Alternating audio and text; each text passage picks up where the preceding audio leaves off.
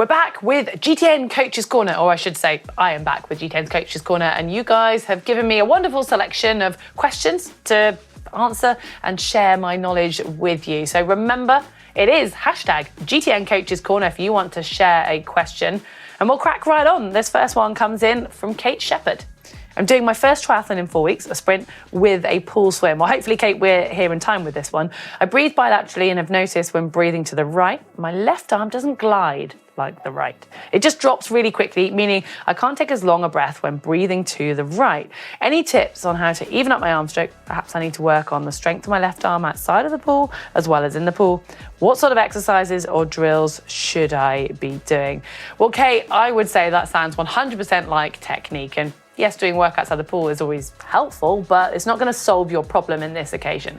And I just want to address something you worded there with your glide, because that just sort of makes me shiver, because you do not want to be including any glide when it comes to front crawl. So you might just be talking about just feeling like you've got more time, but any pause when it comes to front crawl is just dead time. So you don't want to be obviously cutting that catch. You need to make sure that your hand fully extends before actually pulling, but you don't want to be stopping at the front of your stroke because you're just losing energy from that. So first of all, make sure that your arms continue to move. And you talk about having more time to breathe. Well, I'll come on to that one in a moment, but first with the actual stroke, I expect it's the amount of rotation that you're doing, and you're probably rotating more easily to the right than you are the left, and that's what's then giving you that sort of ease of feeling like you can breathe for longer and just that your stroke is more natural.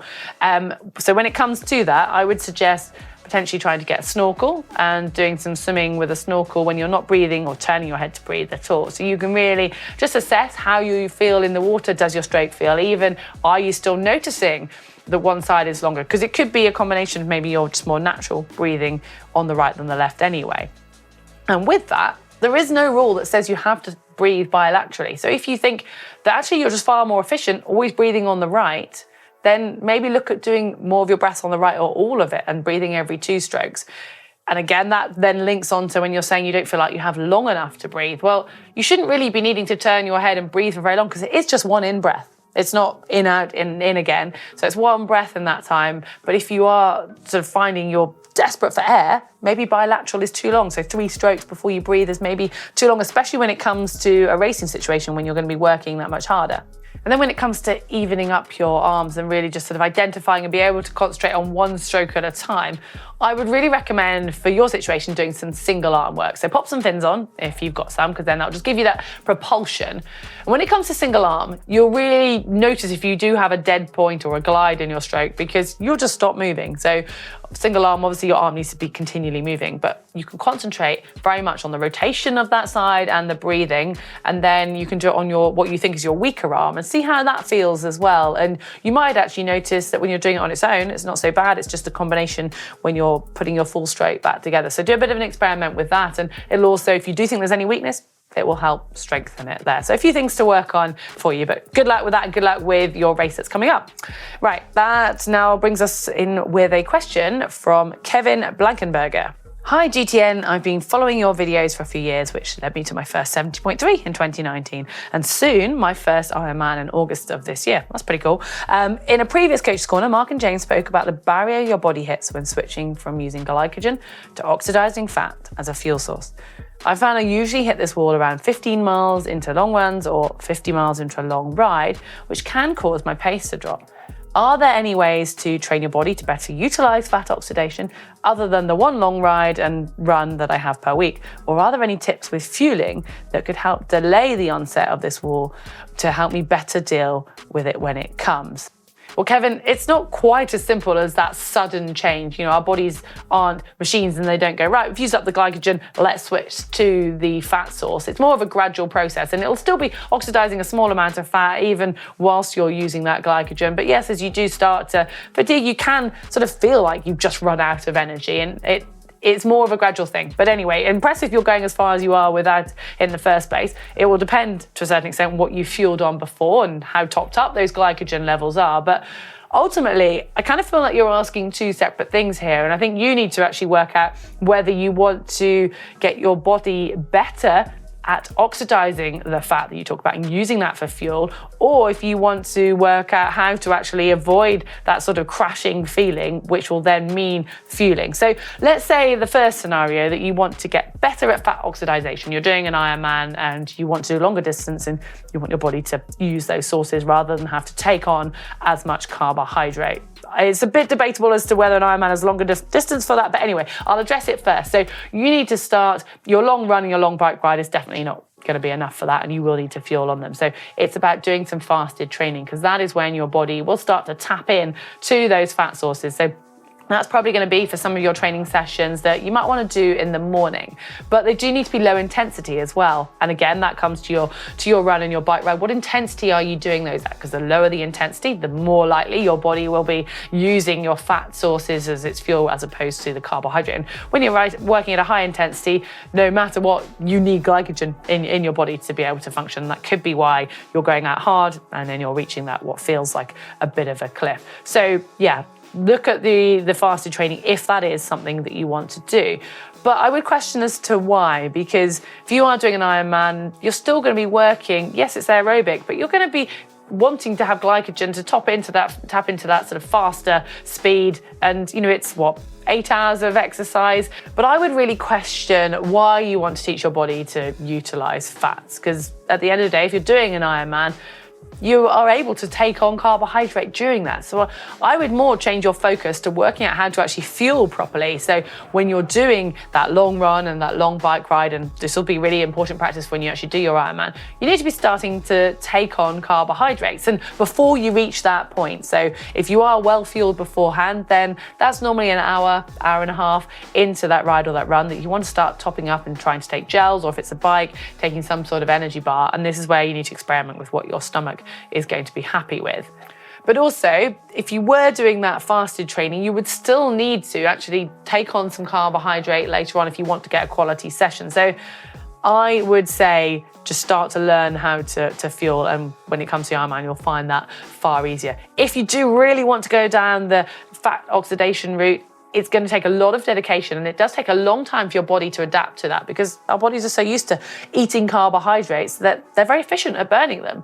So yeah, it would take months, and I would suggest that it's probably not going to be enough time to do that by August. And again, questioning why you would, but still really interesting and great that you've listened well to lots of our coaches' corners in the past. So good luck with that one, and let us know how it goes. Right, now we're going to move on to just 4 final questions, but they're a bit more quick fire to finish this up. And this first one is from Thomas Hughes. Hi, do you have any tips for motivation, as when I get home from school it's dark and the garage is freezing? Thank you in advance. Well, Thomas, I presume that's your turbo you've got set up in the garage, which is awesome that you've got that there ready to go. But I feel your pain. I hate the cold, and anyone who watches this channel will probably realise that. And layers are your friend. When I turbo in the morning, even in the house, I start with several layers on. Just maybe get a chair or table, something next to you, so that as you gradually warm up, you can take one layer off at a time. And it's just so much easier to start if you're feeling comfortable and warm and cozy. Even just stick a coat on, or a woolly hat. A woolly hat is just the best way for keeping warm, and you'll notice that when you see me on the channels. Anyway, beyond that, I'd actually say for the motivation, well, maybe try to just make it more fun. So get some really great tunes on, or get into some Netflix series or something that you're really dying to watch, but only allow yourself to watch it when you're doing your turbo. And then you're naturally just going to want to go there and you won't want to get off. And that's, I find that really helps. Or you could bribe yourself a bit more by knowing you've got a really nice meal when you finish. And I would finally say though, when you do get home, don't sit down. That is the risk, isn't it? You're tired and it's cold outside, you get home, sit on the sofa, and to then get out is so much harder. So come home, get changed, put on those layers and go straight out onto the turbo. And before you've even had your brain has had a chance to go, I don't want to do this, you're already cycling. And once you start, you'll be fine. So hopefully that helps. But yeah, nice question, Thomas. Well done. Now we have Eddie says, I was thinking about wetsuits. I have a thicker one. I see some people ripping them off at transition. Mine is much harder to get off. Our thinner ones, easier to take off and also to breathe in. Well, I'd question what you mean by thicker, because on the whole, a wetsuit is only thicker if it's a thermal one or if it's for the buoyancy. But even so, you wouldn't really, if it's just for the different levels of buoyancy, you're not going to notice its thickness. So maybe you don't have a swimming specific wetsuit. If not, then I'd imagine you will struggle to get it off and you will maybe struggle to breathe, but these shouldn't be issues. So make sure you've invested in a decent enough wetsuit. And it tends to be the more you spend on a wetsuit, the more flexible they are. But that isn't always a benefit when it comes to taking it off. It's more of a benefit for just being able to move freely when you're actually swimming. Because if it's fitted really closely, then it could in theory be a little bit tighter to get off. But there is one key point for being able to get your wetsuit off more easy, irrelevant of what type of wetsuit it is a cheeky little flush just before you get out. So you're coming towards the end of the swim and just slightly grab the neck and let some water inside. And that'll basically lubricate. It's a bit chilly, but it'll lubricate your arms, and then as soon as you've got out of the water, maybe you've got your goggles on your head, start to take the wetsuit off the top of your body. So get your arms out and it down to your waist whilst it's still really wet and slippy, and it should come off really easily. And then the same goes to once you get to your bike and into transition, then get your wetsuit off first before you start doing things like putting your helmet on, because the wetter it is, the easier it is. When you have a really long transition that's somewhere really hot, it can be quite difficult to try and get out of the wetsuit. But yeah, there shouldn't be anything more to it than that. So, but maybe if you do have a really stiff wetsuit, that could be a problem if it's something that's really old. But beyond that, that would be my advice. Right, let's keep moving through these. Mary Drenth has this. I've been riding a mountain bike my whole life, but I've never been on a road bike. I'm really keen to increase my speed, but those tyres look incredibly skinny. How do I overcome my fear of thin tyres without crashing? Well, Mary, you're not alone on this one, and I can still remember being in exactly the same position. I'd ridden a bike all my life, and I love my mountain bike, and I used to look at people on road bikes and just go, how do you balance? And it's the weirdest thing because, yeah, logically it would look really hard, wouldn't it? But once you get over that fear, which will be the first time you ride a road bike, you will not look back and you will wonder what on earth you were on about. I went and bought my first road bike in town and I was so scared to ride it, I walked it home. And I was like, how do I get on this bike? When do I start riding it? And honestly, I got on it eventually, like a nice flat road like I would on my mountain bike, and I just rode it. There is nothing to worry about. The only couple of times you need to just be aware that you're on a road bike, not a mountain bike, is when you're going over grids or round any slippery corners or just anything that's a little bit more slippy, and the white lines or the painted lines on roads, because you do have less of a surface area for gripping. But beyond that, you'll soon adapt to it and you will not look back. The amount of speed you will get for your energy return compared to a mountain bike is incredible. You will feel like you're flying. So it is worth overcoming that fear. Maybe just go to somewhere that's a closed road and it's a nice smooth surface. Go with a friend if that helps, and start with flat pedals if that also helps. And yeah, you won't look back, promise. So yeah, good luck with that one. Keep us posted. All right, we have one more now, final one from Epigenetics.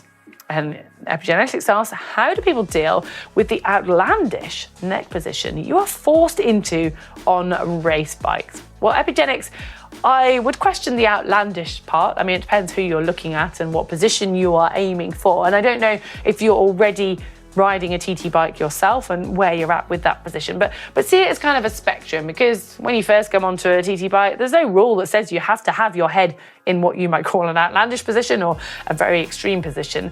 And also be aware that we are fed pictures and videos of the pros, and a picture is only a snapshot in a very small time. And you might get the picture when the pro has got their head tucked right down, and it'd be near impossible for them to see more than a metre or two in front of them. And yeah, they will do that for points when they're trying to get really aero, but they will be riding on courses which aren't going to be as crowded, quite often closed roads. They'll know the pace of their pace line, they'll be looking at their power meter, and they'll just be more aware of what's going on around them. So they can get into that really super aggressive aero position, but they won't be in it all the time either.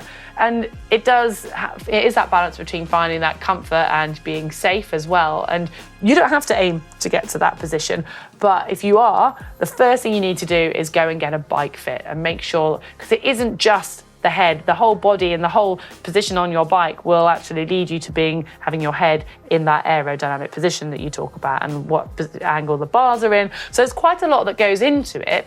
And then beyond that, there's also your physical ability. So how flexible, and something people often forget, how strong you are to be able to hold that. So if you are aiming for it, there's quite a lot you can go and work on, and you never know, you might get close to being in one of those, as you call it, outlandish positions. So good luck if you are aiming for that. And I think that brings us to the end of those quick questions. If you've got any that have been triggered by anything we've talked about today or just something else you've thought of, all you need to do is use that hashtag GTN Coaches Corner and leave that question in the comments below. Well, I hope you liked it. Hit the like button if so, and hit the globe too.